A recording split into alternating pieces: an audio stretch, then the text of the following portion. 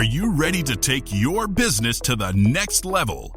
Every day there are countless books and articles that are published offering the key on how to make your business a success. It's easy to feel overwhelmed trying to keep up and run your business. That's why Deb Creer created the Business Power Hour. Keep up on the latest trends, best practices, and techniques for how to make your business a success. Let the Business Power Hour do the heavy work for you. Good morning, good morning. I am Deb Creer, and I am passionate about giving professionals the information they need to make their businesses and themselves successful.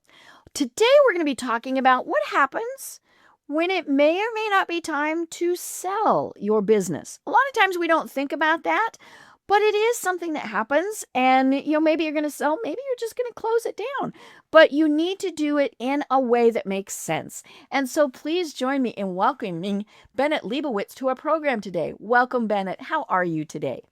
I am doing fantastic, Deb. Thank you so much for having me on your show. I'm so looking forward to this conversation. Great. Well, let me tell people a little bit about you, and then we'll jump Sure. into this. Awesome. So Bennett Lebowitz is the president of Pando Consulting Group, where he turns almost sellable companies into investor-ready businesses built to close. Through rigorous financial and operational pre-diligence, he identifies the issues that kill deals before buyers can use them to chip away at value or walk away entirely. The result is strong valuation, less chaos, fewer last-minute surprises, and deals that cross the finish line with confidence. Bennett blends hard data with practical execution to help owners sell from a position of strength and make the closing process feel a lot smoother than anyone expected. So again, Bennett, welcome. Thank you very much. I'm looking forward to this. Great. Well, this is a very interesting company. And so tell us a little bit about how you got to where you are today.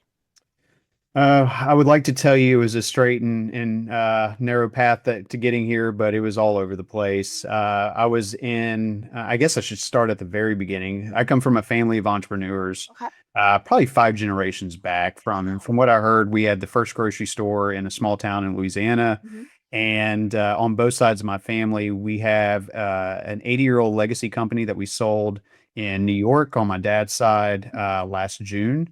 And so entrepreneurship has always kind of been there as a backdrop for what I Mhm. always wanted to do, and I always kind of figured I would be my own boss. I'm not a great employee. I like to be in control. And so it was just a matter of trying to figure out where I fit in that space. I was in college. I was a finance major. I was working at a bank. My father had a restaurant when I was a kid. Always loved cooking. That was kind of my true passion, but college seemed to be what you did after high school. And so that's what I did. But I was working at a bank and I had a chef come in every day to make his deposits. And every day I told him I wanted to cook. And every day he left without any other conversation. And so finally, after 6 months, he said, "Okay, you can come in and cook." And so I called my dad. I said, "I'm dropping out of college. I'm going to go cook." And I How wanted to well go. did that go over? Surprisingly, I think he understood that I had this like driving passion towards it. And, he was kind of the black sheep of his family. And you can see behind me, I'm the black sheep of mine. And so we don't go with the grain. We always kind of go against it. And, I think the idea was that, okay, let's see how this goes. And I would rather, put myself in a position where I was passionate about what I was doing versus just kind of going through the motions and one day waking up wishing I did something different. And so my goal was to graduate from the Culinary Institute of America up in New York in 2 years, and I did that. And I was in the food industry for about 17 years. Okay. I had my own catering company. I started an e-commerce company in 2005, Mhm. before e-commerce was really doing what it's doing today. And so once again, it was always leading to how I was going to be an entrepreneur and start something myself. But 100-hour weeks really started wearing me Right. down. And weekends, yeah. There was no break. Holidays, I was working. Weekends, I was working. Nights, I was working. And so I needed something different. Mhm. And we were about to expect our second child. And, I didn't really know what I wanted to do, but I knew I wanted to work for myself. I didn't want to, once again, be an employee. And so went to Northwestern Mutual, and they obviously will hire anybody because they hired me. And I had no idea what insurance sales was or financial planning was, but I quickly kind of found a passion around that. And really, what it came down to, Deb, was that I was able to help business owners. I didn't work with individuals; I worked with business owners, and it was a way for me to get into their world, understanding what their pain points were, and really trying to mitigate any risk that were associated with them on the business side. What I realized later on is that I didn't like selling insurance. I didn't like the wealth management side of it. What I liked was helping business owners kind of solve problems within the company. But what I found is I was coming in when companies were ready to sell or trying to get ready to sell. And I couldn't do what they were asking me to do. Compliance wouldn't allow me to do that. It was a conflict of interest, selling away, things like that. And so 4 years ago, I started Pando with a partner of mine up in Seattle, Washington. And we really were there to focus on this problem that we kept running into is that companies just decided they wanted to go to market and sell without any preparation. And what we were finding is that deals didn't close. Right. There was money left on the table. But more importantly, the seller wasn't really feeling confident about it the day after they sold it. They felt like something was left on the table. Right. Mhm. And that bothered me because we didn't have enough time to really go into the company Mhm. and fix things, right? It's like selling a house. Mhm. You have an inspector come in, they tell you what's wrong with the house, and it's up to you on whether or not you want to fix those areas to improve the value of the house. Mhm. That takes time. Right. A lot of times we came in and they wanted to sell now. And it's like, well, there's not a whole lot we can do with that. Mhm. So we created this process around what we call pre-diligence, which is walking a client through what due diligence is going to look like. Due diligence is an incredibly invasive process. Right. It's built that way Mhm. because the buyer wants to understand what they're Mhm. buying. Right. What the And heck are we getting? Mhm. right, and so we needed to be able to duplicate that process. It's kind of the rehearsal before the big dance, right?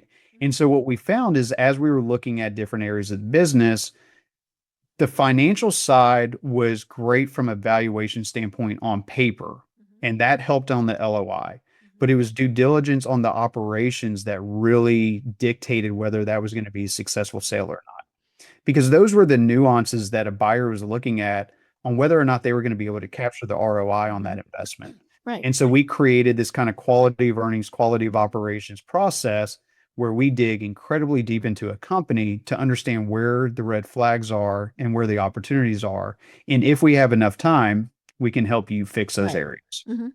Right. And it's so interesting because when we think of our business, we either undervalue it.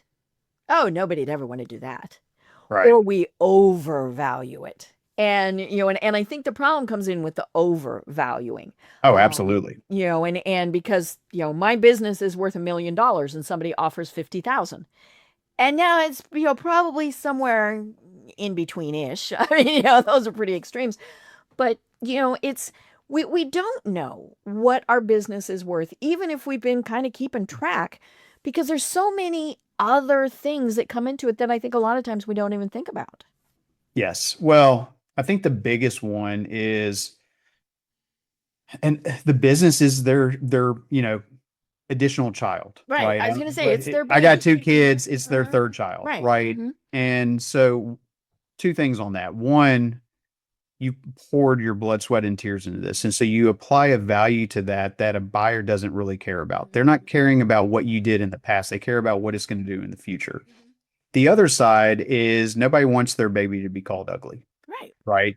And so we are not calling your baby ugly. What we're saying is there are opportunities here to really make what you've built shine. Right. And so we have to have tough Mhm. conversations. But at the end of the day, our ideal client really is somebody who has been strategic throughout their tenure. They haven't created what we call a lifestyle business, which Mhm. is pulling income out Mhm. and not really reinvesting back into it to help it grow. Right. And so that doesn't, when you create a lifestyle company, you don't create a transferable company. we were talking about it before, your business is you, Right. Yeah. right? And There's and no it's hard value to anyone else. Hmm. it's hard to sell you if you're Hmm. not going to be there, Right. right? Hmm. And so a lot of times most business owners are control freaks. They do it because they like to control the Right. the I don't want outcome. to report to the man. Absolutely, right? And there's nothing wrong with that, but the companies that we work with, we are trying to get them to understand that when they ease up on the reins a little bit, they actually have more control because they have more time to focus on more areas of the business Mhm. that are more strategic based, not necessarily tactical day-to-day operations. Right. Right. So, one of my notes and that I wrote is intellectual property. Yes. That how the heck do you value something that is between someone's ears? They're what they have thought, which is like me, right? My company is me because it is just me. But is there a way to, if it's to get that intellectual property into something that actually can be sold? I think it is as long as it's been documented and Okay. and somebody can replicate that process. We're dealing with one right now where there's tremendous owner reliance and tremendous I would say key employee reliance, right? We have one employee that's generating more than half of the revenue that the company does, Ooh, which that is that's which just danger, danger. danger, danger. Yes, the signal lights are going up for sure, and so we're trying to figure out how do we transfer that knowledge, not only the knowledge but the relationships, Right. right?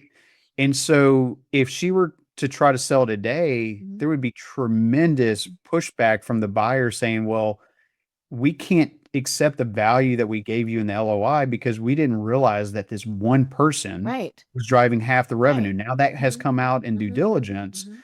and the value starts going down, right? Right. But if we had a process that we were working on and everything was documented, Mhm. and we had people underneath that individual that would allow them Mhm. to continue, Mhm. regardless of what happened to that Mhm. key employee, in years to come, then that IP, that relationship, property is very tied to multiple people within the organization versus that Right. just individual. So yes, there is a way to do it, but it's you have to allow a buyer to see a Mhm. path forward that you're not necessarily the keeper of that knowledge. Right. Right.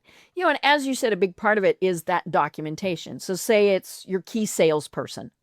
The company needs to have their client list and the notes. I mean, it shouldn't be on, their personal computer or, their wherever.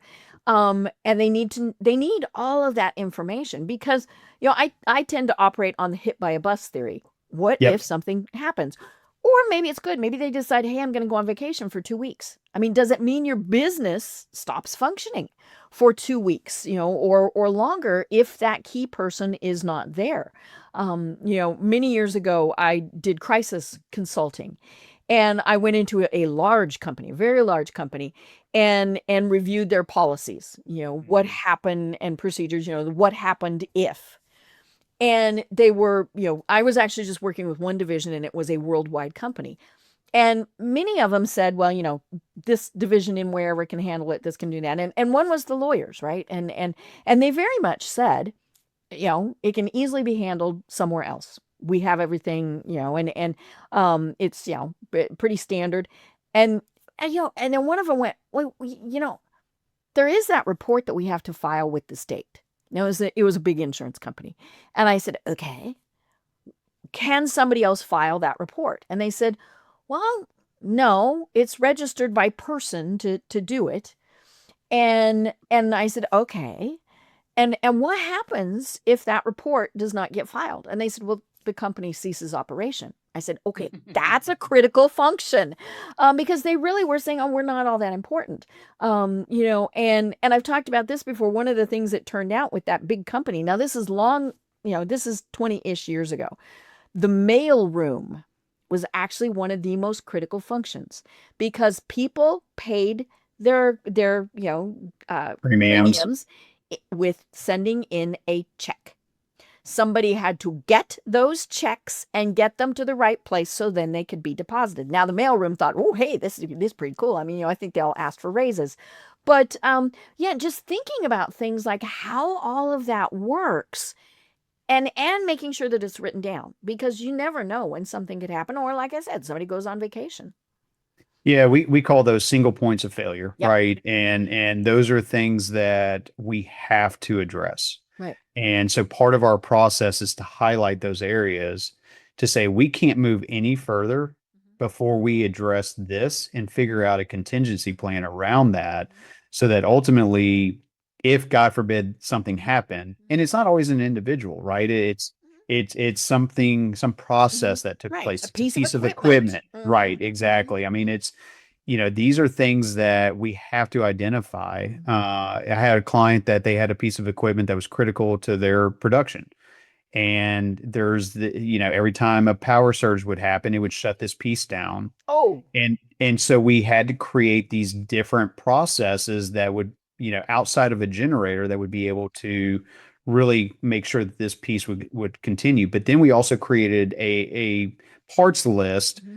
and then we started looking at those parts that were critical, and then the ones that we needed to make sure that it had a 6-month turnaround time, Mm-hmm. that we had that on hand. Right. And so we go through that process, and you would say, well, why is this important around selling your company? Well, we don't know when you're going to sell, right? Right. We don't Mm-hmm. we you may continue to run this thing for another 5 to 7 years, Mm-hmm. but if you do sell, how impactful is that to go to a buyer and say, we've looked at this and we have a game plan around this, Mm-hmm. because this would be something that they may not even realize Right. is a Mm-hmm. problem. Mm-hmm. And you've already brought that to their Mm-hmm. attention Mm-hmm. and a solution around Right. it. You've got that spare widget. Yep. Yep. And so it's really, really important if you look at your business, every company, I don't care what it is, there's so many moving parts. That's why it's so hard to be an owner. It's also why it prevents most owners from being strategic, because they're dealing with the tactical issues day to day. Mm-hmm. We all have lists that we go into every single day. And then we get to the end of the day and we look at that list, and not only has it not gone away, we've added more things to it. We never get to that list. And so it always gets pushed back to the back burner on things that are not critical. What we want to say is we want to push those upward and make it a priority. And if you don't have the ability to do it, then we need to hire somebody who can help you do it. Right. And some of it can be stupid little things. One password, right? Right. Many computers now are password protected, or Absolutely. they need your thumb, or, Right. whatever it is. What if, how do you get into those things? And I think we saw a lot of this at the very start of COVID, Yep. when, and it was, because, it was fine on Thursday, and on Friday, people were told you're going home, and they did not report on Monday. And how many people, how many companies were unprepared for that? Thousands, millions. Oh yeah. Their I don't think employees. anybody was really. Right. Oh yeah. Did the people whose employees didn't have laptops, or I remember months into it, I was talking to somebody and she said, I still have not been able to buy a desk. Because now that was a good thing to be selling, right? Yeah, And absolutely. but yeah, just all of those things. And I think maybe COVID has made people plan a little bit more ahead. But it doesn't always. I mean, I was doing crisis management planning, and for a company when September 11th happened. And, we all went, ooh, eek, let's make sure we've taken care of stuff for about 6 months. Yeah. And We have then we went short-term back to memory normal. loss. Right, Yeah. right. Yeah, we still have to take our shoes off at the airport. But other than that, we don't really stop and think, what if? And you don't want to think about the what ifs, but you have to think about the what ifs. Well, it goes back to we don't think strategically. We're a very reactive society, uh, and that causes complacency, right? And so, what we're trying to do is shine a light on not only things that are wrong in your company, but things that are working well, so you don't have to micromanage that, right? And now we have this beautiful age, and I'm a proponent of it to some degree around AI and automation. We are implementing it in our own firm, right? And we're automating our onboarding process because that helps us spend more time with our clients, right? Instead of the things that are just things that we don't want to do. So there are ways now where it's not just you have to hire somebody to be able to do certain tasks. We are getting to a point now where we can create these systems, Mhm. and create the automation around those systems. And it really does two things. One, it reduces the human reliance on somebody who is overcompensated and overskilled to do some of the mundane tasks. So, high touch, low priority tasks that needs to be automated. Things that are low touch but have a high priority. You're not doing it every day, but you need to work on it, over a period of time to get to that point. Those are things that your management and your staff should really be working on. And I think now we're at this point where, okay, in order for that automation to work, we also need to have a structure. We need to have an architecture to know where these things work. Mhm. So it forces you to have documented SOPs Mhm. and processes. So you're really killing two birds with one stone. And what we're doing now is partnering up with other AI Mhm. firms to be able to help have these conversations. I mean, we had one yesterday with a HVAC company that we work with. They do 500 service tickets a month. That has nothing to do with their preventative maintenance. That's just Right. somebody calling in and Mhm. saying, I need help. Yeah, my air And conditioning didn't work and it's 95 degrees. yeah, I mean, we live in Memphis and so, I mean, it's 100+ degrees in the summertime. And that's one thing that does not go away. You're going to get your air conditioning fixed. But the idea is that how do we allow that one service manager more time to actually do the things that are building relationships and making sure the techs are doing what they need to do instead of filling out all these service tickets? Well, we're looking at potentially saving 20 hours a week if we can automate these Wow. tasks. Hmm. Yes. Hmm. Hmm. So there's things that we can do in a company just by highlighting that this is an issue where it really helps us facilitate a couple things that we're trying to work on, and getting people out of the way of advancement and evolving the company and growth, but also making sure the tactical things are actually getting done. Right. And there does have to be backup plans if the tech doesn't work. Because maybe your power's down, Right. or whatever. But yeah, and of course the key thing, when we hear so much about, oh, AI is going to take my job, AI is going to take my job. No, it's not. It's going to free you up to do other things. So Right. like you said, maybe you've got somebody who is, they do really, really great quality work. And what they do is very important, but they're spending 2 hours a day answering emails. You know, some of those they absolutely have to be involved with. They have to be the person answering. But how many of those could be automated? Right. And things like that. And so I think that's the thing that people need to remember is, yeah, be working on what's going to be the best benefit to you. Well, there's a couple thoughts on that, Deb. I mean, the one thing is that most employees, if you talk to them, they don't get to really do the work that they were hired to do because they're Right. doing all these other Mm-hmm. things. Mm-hmm. So the Other duties conversation, as assigned. right, exactly. And it's a collect all, right? It's like I'm just going to throw stuff on your plate because we have nobody else to do it and you have free time, or maybe you don't, but you're still going to be the one to do it. And the idea is that it doesn't take Jane out of the company. It allows Jane to focus on the work that she was actually hired to do and have a higher impact in that Mm-hmm. company to help it Mm-hmm. grow and scale. Mm-hmm. The other side of that, I was reading a report today. So the average graduate from high school is declining. The percentage of graduates from high school is Okay. declining and will Okay. continue to Right, because decline. there's been a birth rate decline. Hmm. Yes. Hmm. And so it's about 13.5% over the next 10 years is what they're going to see that Wow. decline. Hmm. The problem is you have the boomers that are We be getting at old. 35% are exiting over Right. the next 10 Yeah. years. And So so that's a there's this, gap. it's a massive gap. Hmm. And so the labor issue is really, really concerning. And so it's almost out of necessity for companies to continue to hire people and scale and grow, and to be able to eventually sell. They're going to have to leverage technology.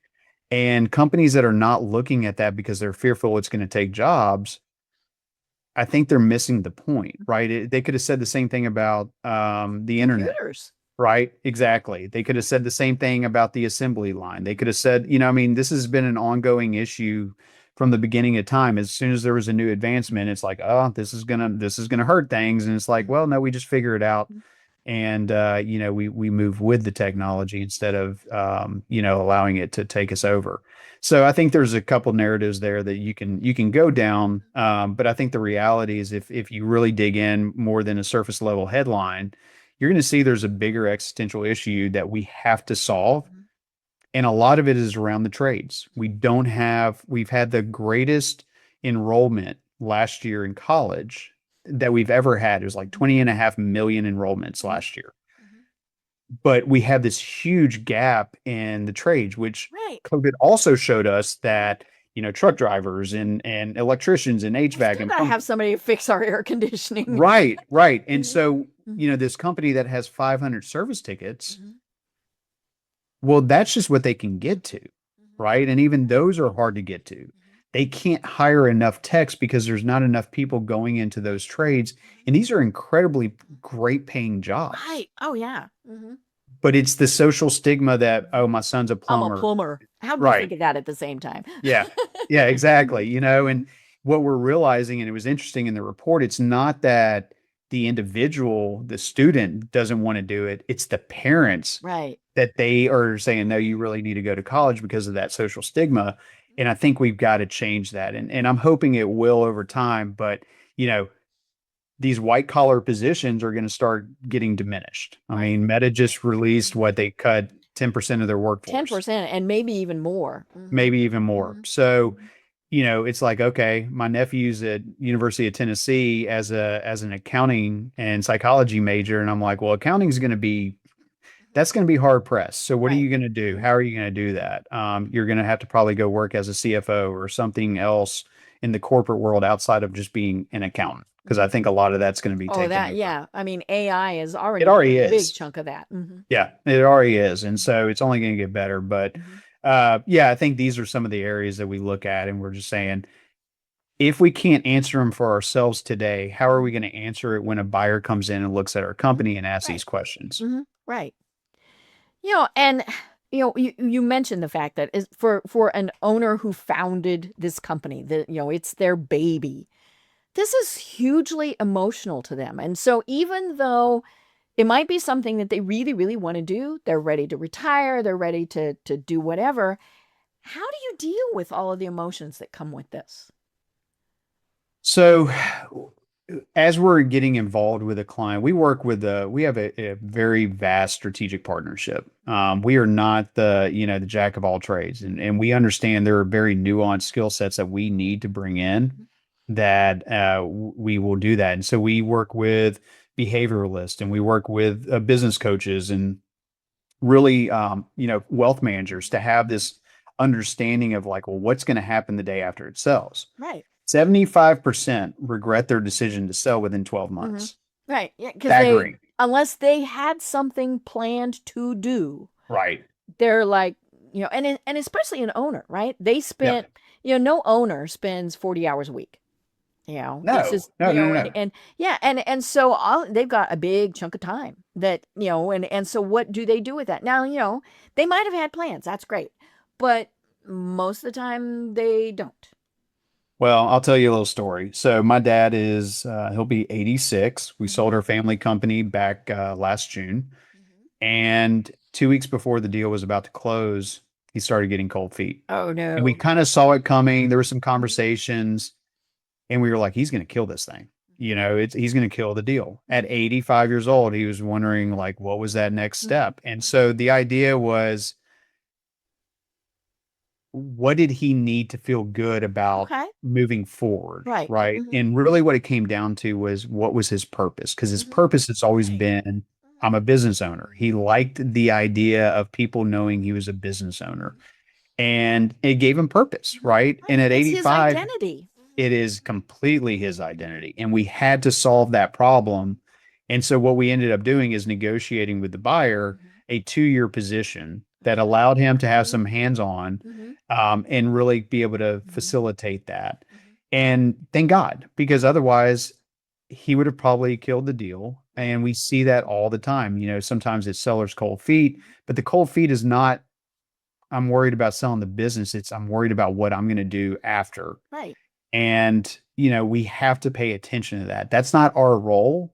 our role is the company, but we have people when we realize that's going to be a problem, we put that Mhm. person in charge of really working with the owner to make sure that on a parallel path of what we were working on, there's a conversation Mhm. around this. Right. Because the other thing is, you know, does your spouse want you around the house for 40, 50 hours a week?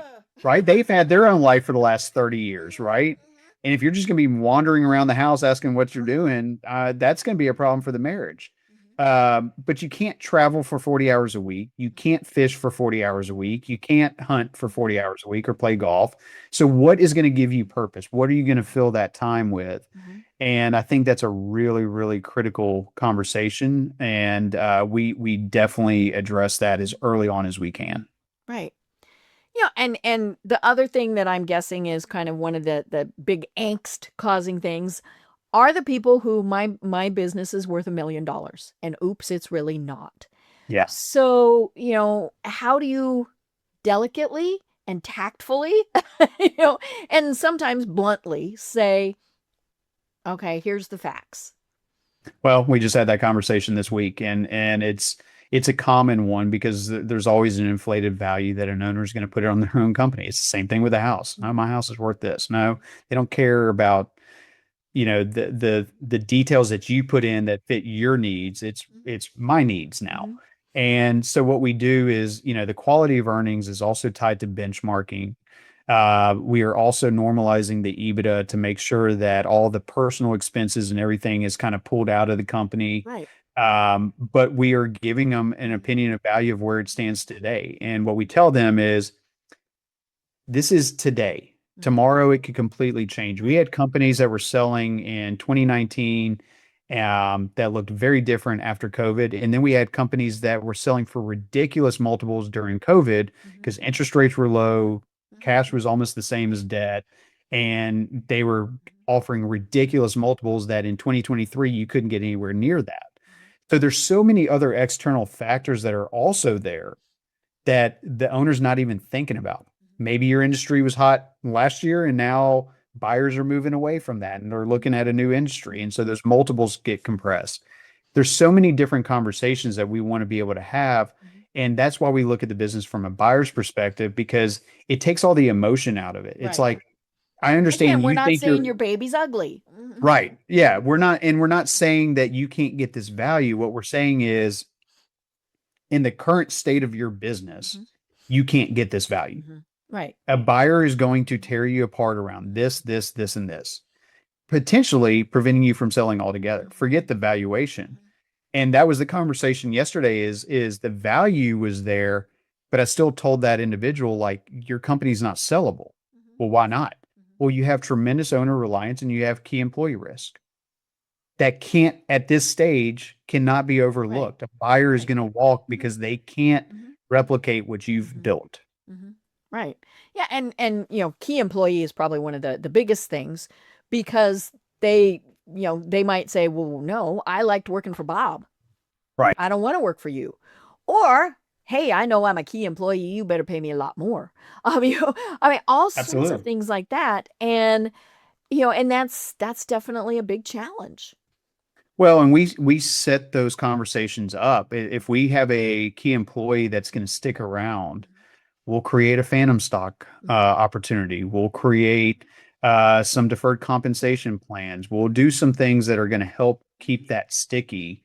But also, it's the type of buyer, right? It's not just put my business out on the market and that's what we're going to get. Our family business had a $16 million delta between the low bid and the high bid. Same Holy company, schmoly. yeah, same company, right? But the buyer looked at the company in a way on how they were going to extract value out of it. So Mhm. some felt they could do it more, Mhm. some felt they couldn't do it really at all. And Mhm. so, it wasn't that it was like an insult, it was just that's how the buyer viewed it. And so what we also have to have a conversation around is the types of buyers that are out there and what they look for. Mhm. A private equity group that's looking for a tuck in or a roll up Mhm. is very different than a strategic buyer who's going to come in Right. and basically take over your customer list or a vertical that they can bring into theirs. It's very, very different. And so we have to have that conversation to say, well, if we're going to have 2 or 3 years that we're going to work with you, we need to make sure that we're working towards the right things because if a PE is going to be your ideal buyer, Right. they want strong management. Mhm. They want something that's going to be able to come Right. in Because they may be and just run. getting ready to resell it too. I mean, they're churning it. They are, and there's usually a holding period of 5 to 7 years for Right. most PEs, Hmm. but they don't want to run the day to day because Right. their job is to keep Yeah. They've building that got a portco. bazillion other companies they own. Right. Mhm. So the strong management is really, Mhm. really important. Mhm. But as strategic, that may not be as big of a deal. I mean, we had one where a company bought another company simply for their call center. They had such an amazing call center and the way that response, they couldn't get theirs done. And so they bought a company that had that and brought it Mhm. in-house, Mhm. which was great, but it was a very specific strategic Mhm. Right. purchase. Mhm. They weren't just looking for revenue, Mhm. right? It Right. wasn't the stack Mhm. on Mhm. of revenue. And Mhm. so We did having that at that a company conversation. that I worked for. And it was big. I mean, it was a very large company, and we were redoing our websites. So we contracted with a marketing firm to redo the websites, but we were just one of, right? Right. And well, one too many times we got put, down, in the priority list. And so rather than, going to they just bought the company. I mean, it was like, Right. well, this was entertaining. So then we were the only client. Right. But that happened, like you said, the call center. It's one of those things. My guess is they had a business that needed a call center, and they wanted to swoop it into what they were doing. So what they realized that if the call was not answered in the first 10 seconds, Hmm. the conversion rate dropped 90%. Right. Because we can go to somebody else who Right. answers in 10 seconds. Right. And so they could never get in. They had a track record of being able to do that and scaling it. And so, this was years ago and technology is trained and now you got, AI callers and things like that. And so it's different, and I wonder where that company is now because it's like, how important was that? Right. It was great over the last probably, 5 or 6 years, but now there's new technology that completely disrupts that Mhm. entire purchase. And that would not be something somebody would buy. They would just Right. implement technology around. So it's important for us to really understand what that buyer looks like. Mhm. But the other side of that is what do you want the legacy to be of your company? Mhm. We talked to somebody yesterday and she was very specific, like she was not interested in a PE to come in and buy her company because she Mhm. did not want it to be cannibalized and, Mhm. rolled up into something bigger. Mhm. And so we were saying, okay, well, you have to find that right buyer. And so you have to position your company that's going to be strong for a strategic buyer to come in here. Mhm. And so that's really, really important to her. Right. And so we have to be able to kind of reverse engineer that and figure out where you are today and what you need to Mhm. do to really be attractive to that type of buyer. Right. This is going to show my age. I was thinking, it's Sanford and Son, right? Yeah. Yeah, of course. And are you going to change the name, so that it's, Bob San, what was he, Trash, right? Yeah. Or is it going to be Sanford and Son and other people? Right. Yeah, But that exactly. really is, that's that legacy thought. Do you just want to sell and you don't care, or do you want it to continue with that legacy? Well, and I think for me, it's a bigger philosophical kind of thought in that, the small business is really the fabric of what America was built on, Mhm. right? Yeah, I Right. know the big companies Mhm. get all the attention and, Yeah. But they're they they're all pub started out small. I mean, right, we all Walmart. know Bezos started in his garage.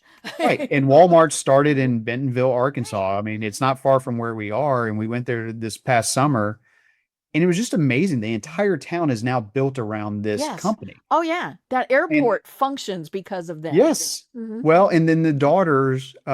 or the children of them have built incredible things with the wealth that they've done. And so this Hmm. legacy just keeps Hmm. building. Hmm.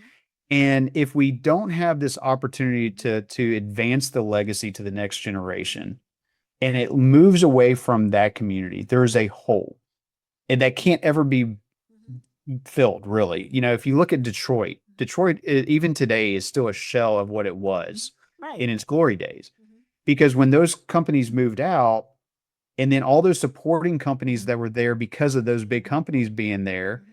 and they had to shut down, Hmm. it kills the community. And so, what I'm wanting is to make sure that the local communities that these businesses thrive in Hmm. are still around for future generations to be able Right. to have that same kind of upbringing and opportunity. We are a capitalist society, Mhm. and that means that my daughters should have the same opportunity to start their business that I did, that I had, that my Mhm. father had, that my grandfather had for Mhm. generations. And if we don't take care of that, if we don't pass on that legacy or that opportunity, we're going to look very different in a Right. generation. Right. Yeah, and we've been talking about external buyers. What about internal buyers? Yeah. The employees who are going to take over. How do things different when you're how are they different when you deal with that? Because they know warts and all. I mean, that's the thing. They do, and they also it kind of discounts the value, right? Because these are individuals that are not going to be able to go out and get, a $10 million loan, Right. right? So there has to be some kind of deal structuring that is a little bit more creative Mhm. so that it works. But when you do that, there's also risk. Mhm. So what happens if that employee, basically tanks the company, Right. right? And now all of Mhm. a And sudden they've they been can't pay making out. payments as opposed to, Right. the $34 million buyout or whatever. Right. It's like the annuity or the lump sum lottery, Mhm. right? Right. Give me my money and let me roll, and Mhm. I don't have to worry about Mhm. anything. There are so many companies that had the original owners had to come back in Mhm. to buy that company or right the ship Mhm. because they either weren't going to get paid or it was going to be something that, it was just going to go away and that legacy dies. And so we really want to make sure, and we had that situation with that in Seattle with a logistics company, 100-year-old company, and we thought an employee was going to be the right person to buy it. And through that process, we realized she was not the right person. She was not going to be able to handle what needed to be done. And she was not going to be able to get the loan that was needed for them to be able to do that. And so, we see all sorts. It's also Gen 1 to Gen 2, right? Mhm. And Right. it's like, well, I want my kids to own the business. And I'm like, yeah, but Johnny doesn't, he Johnny doesn't doesn't want want it. the business. He doesn't want it. Have you talked to Johnny? Right? Yeah. It's not Sanford and Son. Right. Exactly. He Mhm. does not want it. That's Mhm. great. That was a great kind of, mindset, but he has a passion around something Mhm. else, or she has a passion around Mhm. something else. And it's, that's fantastic. How about sell the company and allow that legacy to continue for them where you can help them build their dream, Right. right? And Right. and that's what I keep trying to explain to people. Like when our family business sold, Mhm. the legacy continued not in our family, but the proceeds from that sale Mhm. allowed me to reinvest in Pando and look at other Right. opportunities Mhm. and grow what I wanted to. And my brothers, I have three brothers, and they were able to do the same. And so it's a continuation. It's just not a continuation in the name of the business. Somebody else owns that. That name will continue to be out there. But Mhm. there's a lot of different ways you can look at legacy. Mhm. Right. And then family. Oi. you Yeah. know, Yes. because you've got, the owner and they've got kids, they've got a spouse, they might have an ex, right? All of these various things. How do those dynamics play into all of this? So we bring everybody in. Uh-huh. And so a lot of our clients come to us from referrals through wealth Mhm. managers because they are there. They're going to be there in continuity. Mhm. We're only there for part of that Right. process. Mhm. And they're there before and after. And what we want to make sure is that on the personal side, we kind of look at it as a three-legged stool. You have your personal wealth, you have your business wealth, and then you have your kind of legacy of what you're wanting. Mhm. And so the personal side has got to tie into the business side. So if I come to you and I say, Deb, your business is worth $3 million, and you're like, okay, I can do that. Yeah, And then we go sounds back to good. the wealth. I can Yeah, live we on go back that. to the wealth Mhm. manager and they're like, no, they have a $6 million gap Mhm. in terms of financial Right. security. Well, Mhm. we wouldn't know that. Right. So working with the wealth Mhm. manager is really Mhm. critical for us because we have insight to things that we're not really digging into. Mhm. But the flip side is also true in that the wealth advisor has no idea what the business is really worth and where some of the realities are outside of the balance sheet value, where the realities are of Mhm. selling this company. Mhm. And Right. so it works really well in Mhm. tandem Mhm. with a wealth manager because we can hit both sides of that. Mhm. But to answer your question, on that personal side, we are bringing in the Mhm. spouse. What do you know about, like, what do Mhm. you want out of the Right. sale? Mhm. What do you see kind of happening Mhm. afterwards? I want to make sure we're spending time with the grandkids or whatever it is. I want to travel more. Or I really want to make sure, Johnny is taken care of because Johnny's a problem. And, we need to make sure Johnny's taken care of. There's so many dynamics in a family that if you just stay at that surface level of the business, you miss all of these Right. other kind of intangibles that really dictate the success of that sale. And we Right. have to be able to have that conversation. Right. We want to facilitate our part of it, but we want to work directly with a wealth manager or a behavioralist or whoever it is to really come in and figure out the nuances of that so that we're making sure that the timeline fits, but also the value of what we're actually trying to create. And, honestly, we are working with companies that are somewhere between, 15 and 120 million.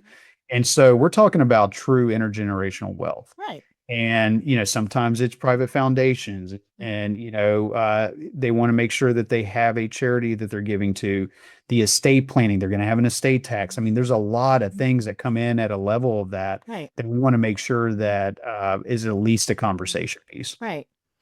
And you mentioned, the guy who ended up basically working still at the company for a couple of years Right. during that transition time. Well, what if the spouse had planned on packing the bags and traveling around the world? Right. They're like, now wait a minute, wait. Right. This is You've been not telling what me we you're going to agreed do this to. for years. Right. And this is what, right. Mhm. So that's, yeah, I mean, that's something that comes up and um, we need to address it.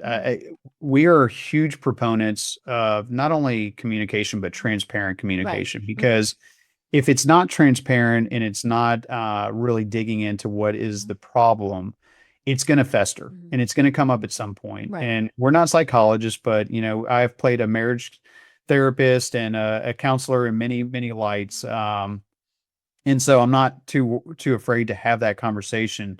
Somebody needs to be bold enough to have it, right? And Right. and really what comes from that is I think it's almost a relief for the owner that's like, okay, we can talk about this. Right. You brought it up, not me. Yeah. So, Is this not me? Yeah. right, yeah. And so we have that conversation. We'll be involved as much as we need to, but really it's to get over that hump so that we know that when we actually go to market Right. that it's gonna close successfully and that they're gonna walk away feeling really good about the process. Right. And you mentioned the word timeline. Now we're going to talk about emergency and have to sells, but in the perfect world, when should somebody start thinking about this? Today. Right. And we're not saying that facetiously. No, I'm not. Mhm. Today. Mhm. Because we don't know. Right. We don't know. I've never had a client sell within the timeline that they've told me originally. Okay. It's always been before. And what we tell our clients is, I don't care if you're going to sell in, 12 months or 12 years. What we want is the business to always be transaction ready. Right. Because we don't know. It could be So it something is where the keeping of the, the written documents, all of those various things. Do that now. do it now, right? In preventative maintenance. Once again, I'll go back to the house kind of analogy. If you fix things every year versus waiting, you put it off, you put it off, you put it off, you put it on the market, and you're losing 20% of your value because all these things need to get done that you could have done over the last 10 years. That, it's mitigating cost, but you're also making sure that you're keeping up with things as they happen versus, creating a kind of oh shit moment where you're like, okay, I got to do all this and I don't have the capital to do that. I got to take out a loan or debt or whatever it may be to actually do these Right. Which things. totally changed the value of the company. Exactly. Exactly. And so we're not being facetious when we say today. It really is the best time. We've had clients come to us because of a disease, a divorce, a death, whatever it is. 43% of sales happen because of some of the 5 Ds. So you have death, divorce, disability, disillusion, and depreciation. And so it's those things are basically coming in at all times in a business. And some of those come in without you ever realizing it. Right. And so if you're always transaction ready, you have options. If you're not transaction ready, you create a fire sale situation. Right. And of course, the only person that benefits is the buyer. Oh, absolutely. They're looking for it. There are buyers who are looking for Right. distressed companies. Right. And you and I were chatting before the program that I work with business owners who have received a serious illness diagnosis. Usually it's cancer. And through the process, a lot of times they think, I don't want to do this anymore. My priorities have changed. Or, heaven forbid, they have to sell the company or their family has to sell it. And Yep. so, being prepared in advance is, it's going to, one less thing for people to have to worry about.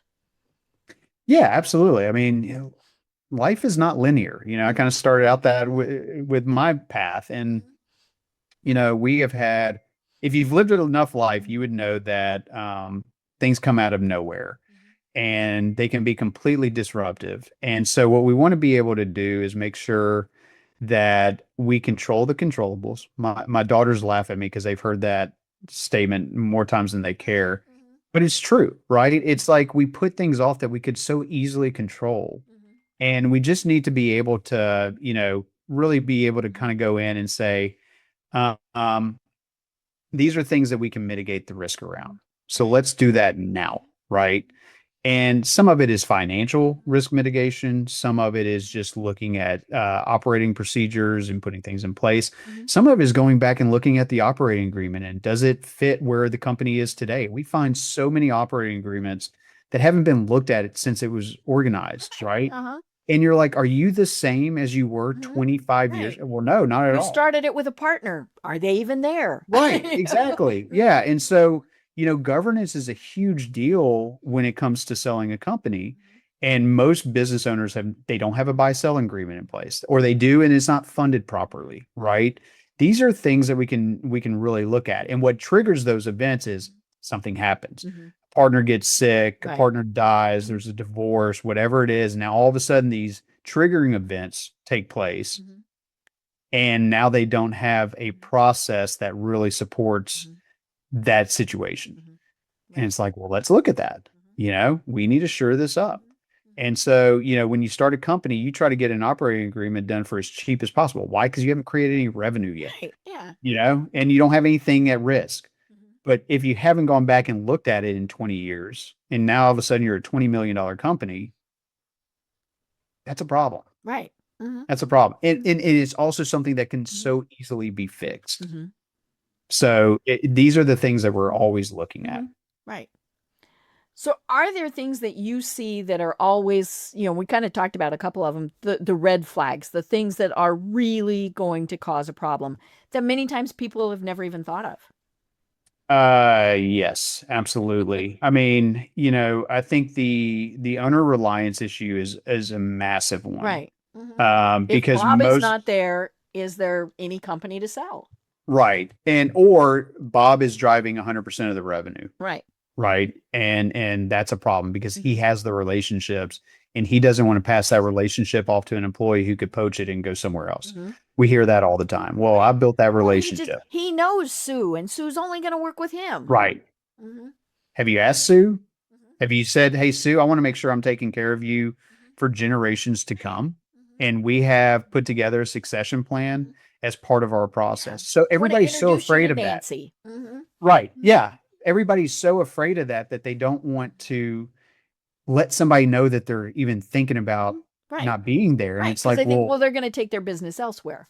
Right. But actually, if you lead in that conversation with, hey, we've been around for a while, we've been taking care of you for a while, we have a great relationship. I want to make sure that I'm able to take care of you and your company for the next 10 years. And in order to do that, I really wanted to introduce you to Nancy, right? Because Nancy's, an all-star in our company, and I'm not handing you over to her, but I want her to be able to start building a relationship with you as well. Right. And let's be honest, is not scary. Right. It should be reciprocal too. Who at your company, Sue, does Nancy also need to meet? Right. Yeah. I mean, we see it all the time. Somebody leaves, somebody, the relationship leaves that business and now there's a hole. And now you got to go build a new relationship with somebody you've never even met. They're new to the job. They don't know. They bring in their own contacts. Absolutely. Absolutely. And so, that's one side of it. The other is customer concentration. We see it all the time that, that 80% of the revenue is generated by that 20%, right? Right. And sometimes it's worse. So we had one where almost 80% was generated by 5 clients. Mhm. And they had lost a tremendous client a few years ago, out of nowhere for no other reason. To your point, the person they had a relationship left, a new person came in, it was a new buyer. They came in Right. and they had their own relationship. I $10 that million. happened at a marketing firm I worked with. Yep. Yep. New $10 person million at the dollars in company. sales a He year. he liked somebody else. Yep. And it's not personal. It's Right. just business. Mhm. But if you're not protecting your business, then you're in a bad situation. There was a design company here in Memphis. I can't remember who it was. Mhm. Um, but FedEx was their only client for 40 years. Wow. 40 years. And then somebody came in Mhm. and they were new and they dropped them. Mhm. Didn't care about the 40-year relationship. Nothing was wrong with the Mhm. service. Mhm. They just wanted to go in a different direction. Mhm. We Well, like what do you think UPS. happened to that business? Right, Yeah, they went exactly. under. Yeah, they Yeah, they shut the doors immediately. They had right. no Mhm. systems to be able to come up and generate that revenue again. Mhm. Yet they had all of this expenses on the back end Mhm. that they had to pay next month, and they had no revenue coming in the Right. door. Right. It's a tragedy, and I can't believe nobody came to them and was like, "Hey, Mhm. do you not see a Yeah. problem with Yeah, I this?" mean, whoever their accountant, CPA, CFO, whoever, they should have been going, "Hello, hello." Right, right. And I mean, there are certainly companies that exist only to support that one organization. But why? Look, if that's your business model, then just go into it with the understanding that you're probably not going Right. to sell, Mhm. and that this is a lifestyle company. Mhm. This is not Right. something that is And that's okay. transition Mhm. ready. Yeah, Mhm. and that is as long as you're aware of it. Mhm. But if you're under this Mhm. misguided premise that you're going to be able to sell this to somebody because you have this great Mhm. relationship, Mhm. Mhm. good luck. Right. And maybe there's an anomaly. Maybe one of your listeners will come in and be like, "Oh, well, we did this," and it's like, "Great, Right. congrats." That's not the norm. Mhm. That's not the model that we try Right. to work with our Mhm. companies in. Mhm. Right. Well, oh my gosh, Bennett, we've just scratched the surface of this, and so we'll have you on again. But for people who are going, okay, I'm going to plan ahead. I'm going to do, or the eek. How do they find you, and what are the services that you provide? Sure. So Pando is our company name, Pando Consulting Group, Pando. And we are also on LinkedIn as well. And that's so you can message me through that. Mhm. But we really are focused on buy side and sell side services, pre-sale, Mhm. pre-purchase. Mhm. So we hadn't talked about it at all, but there's the other side of a company that wants to grow and acquire companies. Ah. What Mhm. does that look like? Mhm. Because there's a process around that as Mhm. well. And if I get the Mhm. opportunity to come back on, Mhm. I'd love to talk about that, Perfect. what Oh that yeah, looks that'd like. be great. Mhm. But the idea is that we come in, we Mhm. don't work with anybody unless we run our assessment because it gives us so much insight Right. into what You we need are that going. background. Mhm. Absolutely. It is critical. Mhm. And then we also will kind of work with companies to get them ready. Mhm. We will defend them during due diligence. So if you don't have a broker or you're not working with somebody, we can be part of your advisory team that will come in and help walk you through that process. So we are there to really be a transition partner for our clients, Mhm. walking side by side. We are not sitting above or below the owner. We are sitting right next to them and making sure that whatever it is that is part of their objectives, Mhm. that we help facilitate that as much as possible in the time allotted that we will have to work with them. Mhm. I love that. And we will of course have all of those links in the show notes.